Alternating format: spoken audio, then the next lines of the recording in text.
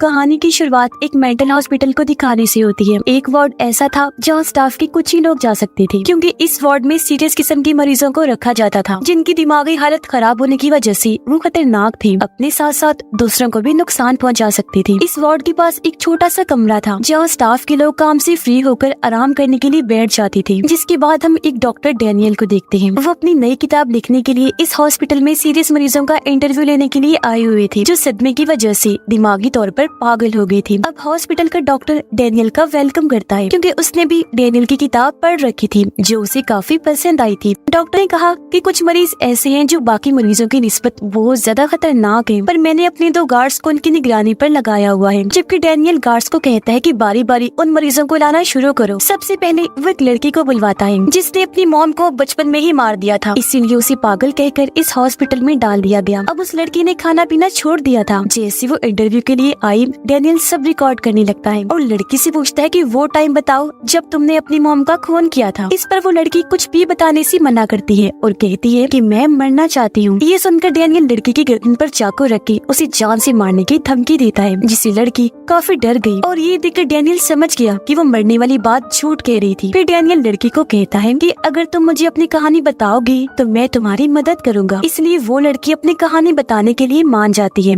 कहती है कि सारे लोग मुझे पागल कहते हैं, लेकिन मैं पागल नहीं हूँ और अपनी मॉम से बहुत प्यार किया करती थी, पर मेरी मॉम को एक डीमन शैतान नजर आने लगा था, जिस वजह से वो काफी घबराई रहती थी। आगे वो बताती है कि जब मैं 10 साल की थी तो डर की वजह से अपनी मॉम के कमरे में चली गई, जहाँ मॉम ने देखा कि मेरे कपड़ों पर खून लगा हुआ है। उन्हें लगने लगा जैसे घर में कोई घुस आया है। मॉम को मेरी छोटी बहन की फिक्र होने लगी, इसीलिए वो चाकू उठाकर उसके कमरे की तरफ जाने लगती है। उन्होंने देखा कि सामान इधर उधर बिखरा पड़ा है और दीवार पर भी खरोंचों के निशान हैं। पर जब वो मेरी बहन के कमरे में गई तो वो बिल्कुल सही सलामत बेड पर सोई हुई थी, लेकिन तभी अचानक उनके सामने एक खतरनाक डीमन आ जाता है जो मेरी बहन के पास चला गया। मेरी बहन को बचाने के लिए मॉम ने डीमन पर चाकू से वार कर दिया, जिससे डीमन तड़पने लगा। पर ये सच नहीं था, क्योंकि मॉम को हेलुसिनेशंस हो रही थी। इन्हें जो चीज हुई भी नहीं वो उन्हें दिखने लगती है, क्योंकि जब मैं वहाँ पहुँची तो वहाँ कोई डीमन नहीं था। अब जब मेरी मॉम ने मुझे वहाँ देखा तो डीमन से बचाने के लिए वो चाकू लेकर मेरे पीछे भागने लगी। अब मुझे लगा कि वो जैसे पागल हो गई हैं, मुझे मारने के लिए ही आ रही हैं, तो मैं उनसे डरकर वॉशरूम में छुप गई। फिर मेरी मॉम ने वॉशरूम में भी डीमन देख लिया, इसलिए वो डीमन पर चाकू मारने के लिए आगे बढ़ी। मुझे लगा कि मॉम मुझे ही मारने आ रही है, इसलिए मैंने अपने बचाव में उन पर ही हमला करके जान ले ली। उसकी बातें सुनकर डैनियल को यकीन नहीं होता। तुम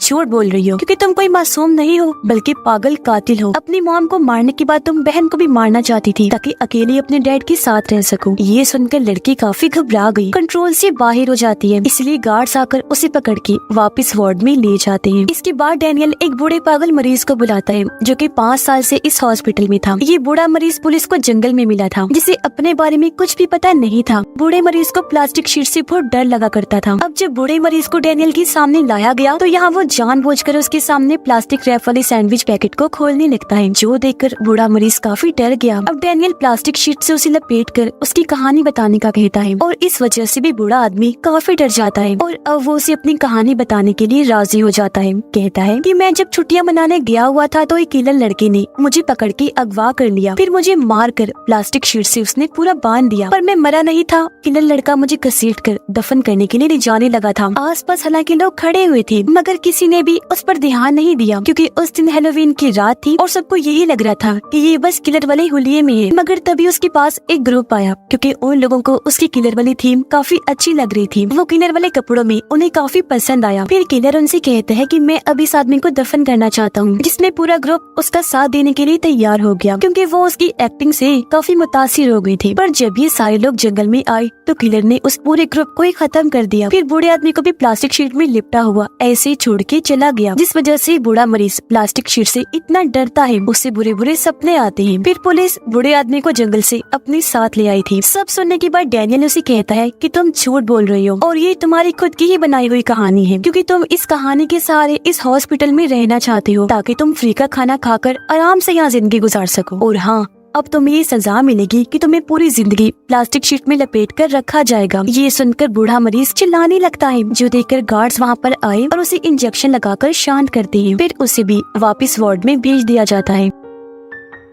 इसके बाद डैनियल अपनी तीसरी मरीज को बुलाता है जो एक आइलैंड से आई थी और पिछले 10 साल से इस हॉस्पिटल में रह रही थी। उसने दरअसल अपनी मंगेतर की दोस्त का खून कर दिया था, मगर जब उसके वकील ने ये साबित किया कि उसे एक दिमागी बीमारी है तो उसे इस मेंटल हॉस्पिटल में डाल दिया गया। पर यहाँ वो लड़की कहती है कि मैंने किसी का खून नहीं किया, बल्कि हम लोगों पर ज़ॉम्बीज़ ने हमला कर दिया था और ज़ॉम्बीज़ के बुरे बुरे सपने भी मुझे आते हैं। तो अब यहाँ डैनियल के कहने पर वो भी अपनी कहानी बताने लगती है। कहती है कि मेरा मंगेतर एक ऐसी जगह पर रहा करता था जहाँ आस-पास ज़ॉम्बीज़ रहती थी। मेरा मंगेतर मुझसे बहुत प्यार किया करता था, मुझे याद करता था, मगर एक दिन उसे एक लड़की दिखी जो ज़ॉम्बी से बचकर भाग रही थी। मेरा मंगेतर उसे घर के अंदर ले आया, मगर उसने अपने घर में भी एक ज़ॉम्बी को बांधा हुआ था, जिसके सामने ही मंगेतर ने कुछ दिन के बाद उस लड़की को फेंक दिया और इस तरह उसकी मौत हो गई थी। ये सुनकर डैनियल कहता है कि झूठ बोल रही हो तुम, दरअसल तुम्हें पता चल गया था कि उस लड़की की तुम्हारे मंगेतर के साथ दोस्ती हो गई है, इसलिए तुमने खुद ही उसे मार दिया। जिसके बाद ये सारी ज़ॉम्बी वाली कहानी बना दी। तुमने अपनी ज़ॉम्बी वाली बात को सच साबित करने के लिए उस लड़की का सर भी काटा था, है ना? ये सुनकर लड़की को बहुत गुस्सा आया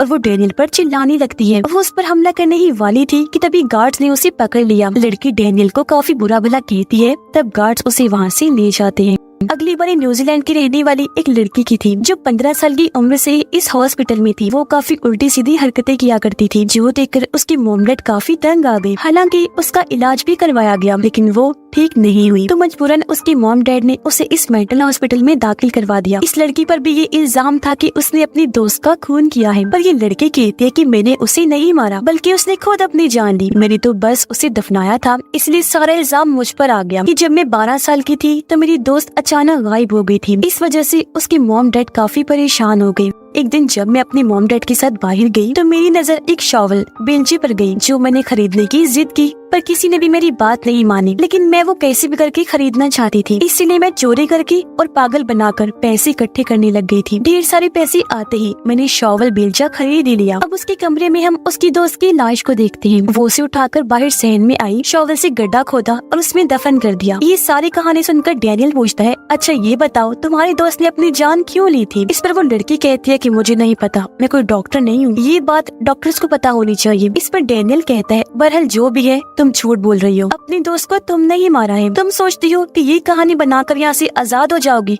कभी नहीं। और अगली 5वीं मरीज को बुलवाता है, जिस लड़की ने अपनी मॉम और बहन का खून किया था और वो पिछले 7 साल से इस हॉस्पिटल में थी, पर आज तक उसने किसी से भी बात नहीं की थी। उसने बस ये बयान दिया था कि मुझे एक बुरी ताकत ने पोजेस्ट करके अपने कब्जे में कर लिया था, जिस वजह से अपना कंट्रोल खोकर मैंने अपनी माँ और बहन को मार डाला। अब यहाँ गार्ड्स को समझ नहीं आती कि आखिर डैनियल इस लड़की जैसी ना बोलने वाली मरीज का इंटरव्यू क्यों ले रहा है। डैनियल उस लड़की को हिप्नोटाइज करने लगा और उससे असली कहानी पूछने लगता है। हिप्नोटाइज होते ही असली कहानी बताने लगती है। कहती है कि बचपन में जब हमारे डॉग की मौत हुई तो मेरी बड़ी बहन को लग रहा था कि वो डॉग मेरी वजह से मरा है। इस पर लड़की कहती है कि मैंने अपनी बड़ी बहन को बाजू पर बने हुए निशान दिखाकर बताया कि मुझे एक बुरी आत्मा अक्सर नजर आती है जो मुझे काफी परेशान करती है। ये सुनकर उसकी बड़ी बहन इंटरनेट पर भूत आत्माओं रिचुअल जादू के बारे में सर्च करती है, जहाँ उसे पता चला कि ये चीजें होती हैं, जिसका मतलब था कि वो बच्ची सही कह रही थी। उसकी बहन को भी यकीन हो गया था। उसने देखा कि मेरी छोटी बहन यानी वो मरीज लड़की किसी से बात कर रही है, पर जब उसकी बहन वहाँ आई तो उसकी बहन के अलावा वहाँ पर कोई नहीं होता। पर रात में जब उन दोनों की मॉम घर से बाहर गई तो घर का पूरा सामान अचानक अपने आप ही बिखर जाता है। तब एक सोफे के पीछे वो छोटी लड़की जाकर छुप गई। जब उसकी बड़ी बहन वहाँ आई तो बच्ची उसे बताती है कि वो बुरी आत्मा मेरा पीछा कभी नहीं छोड़ेगी। अपनी बहन को इस जंगल से निकालने के लिए उसकी बड़ी बहन इंटरनेट पर कोई मंत्र जादुई अल्फाजों के बारे में सर्च करती है। फिर उस आत्मा को वहाँ से भेजने के लिए रिचुअल करने का फैसला करती है और ये दोनों बहनें दायरा बनाकर उसमें बैठ जाती है। उसकी बड़ी बहन 2 डॉल्स को वहाँ रख के रिचुअल करने लगी, पर तभी अचानक वो ना नजर आने वाली आत्मा बच्ची को दायरे से खींचकर बाहर कर देती है। पर उसकी बड़ी बहन अभी भी नहीं रुकी, वो अपना रिचुअल जारी रखती है, जिसके बाद वो आत्मा निकलकर बाहर आ गई जो बहुत डरावनी थी।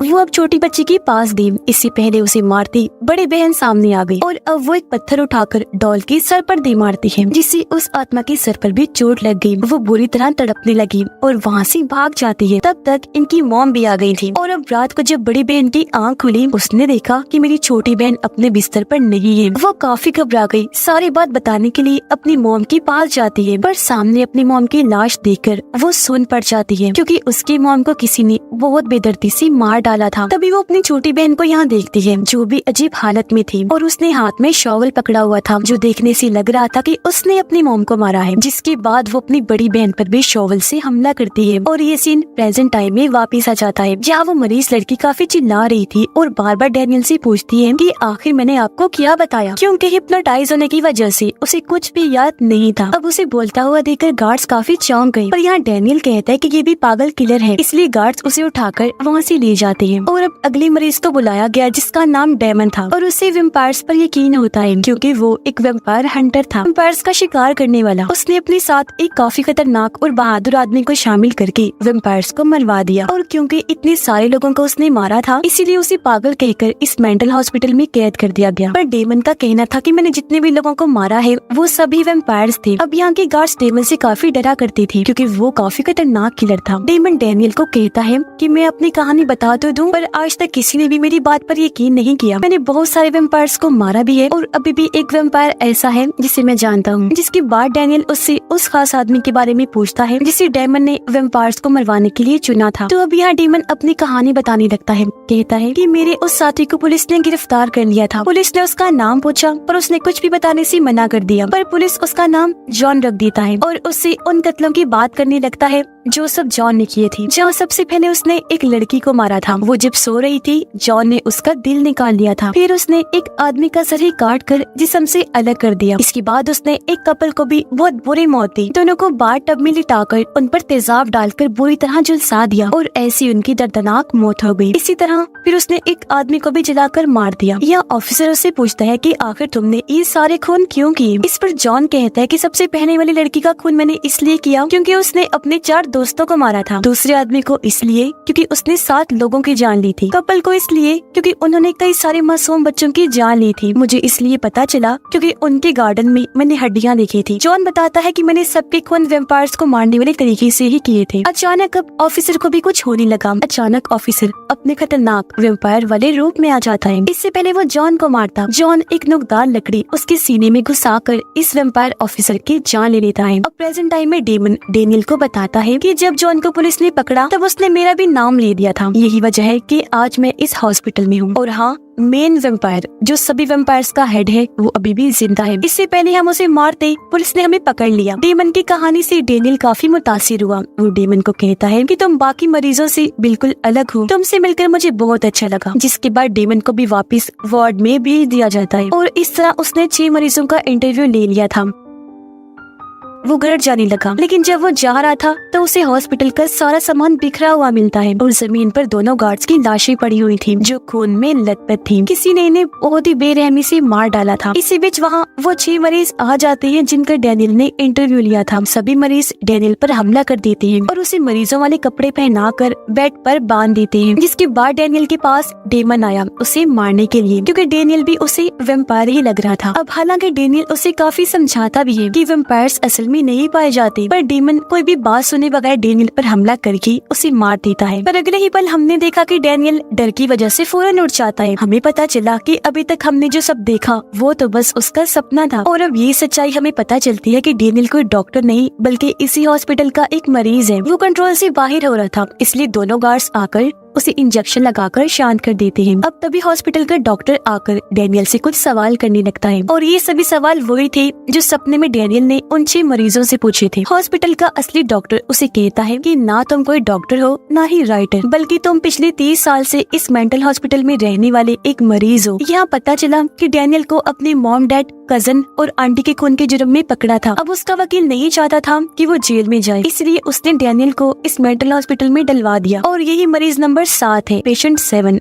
और अब बारी थी डैनियल की, पेशेंट नंबर 7 की 7वीं कहानी। अब यहाँ डैनियल को सबसे अलग रखा हुआ था क्योंकि वो गुस्से में किसी को भी नुकसान पहुंचा दिया करता था। डॉक्टर उससे कहता है कि अगर तुम मेन वार्ड में बाकियों के साथ रहना चाहते हो तो तुम्हें सब कुछ सच बताना होगा। और अब इसी के साथ हम डैनियल की कहानी देखते हैं। जब वो अपनी मॉम के साथ था, इन्हें कुछ दूरी पर एक गाड़ी दिखी। ये जब पास गई तो वहाँ कपल की लाशें पड़ी हुई थी। चेक करने पर इन्हें गाड़ी से खाने पीने का सामान मिला। डैनियल की मॉम को लाशों के पास से एक गन मिली जिसे ये लोग अपने पास रख लेते हैं। डैनियल की मॉम उसे शोर करने से मना करती है क्योंकि ये लोग ज़ॉम्बीज की वजह से यहाँ फंसे हुए थे और अगर शोर हुआ तो ज़ॉम्बीज यहाँ आ सकते हैं। इसी बीच एक ज़ॉम्बी यहाँ आकर डैनियल की मॉम पर हमला कर देता है। ज़ॉम्बी से बचने के लिए मॉम मॉम गन लेकर उसे शूट कर देती है, पर मॉम को भी ज़ॉम्बी ने काट लिया था, जिससे वो भी अब ज़ॉम्बी बन जाएंगी। इसलिए वो डैनियल को गन देते हुए कहती है कि मुझे मार डालो। तब ना चाहते हुए भी वो अपनी मॉम को शूट करके मार देता है। हॉस्पिटल में बार बार डैनियल यही कह रहा था कि मैं अपनी मॉम को मारना नहीं चाहता था, वो मैंने जानबूझ के नहीं किया, ये बताते हुए वो रो भी रहा था। कहानी सुनकर डॉक्टर डैनियल को कहता है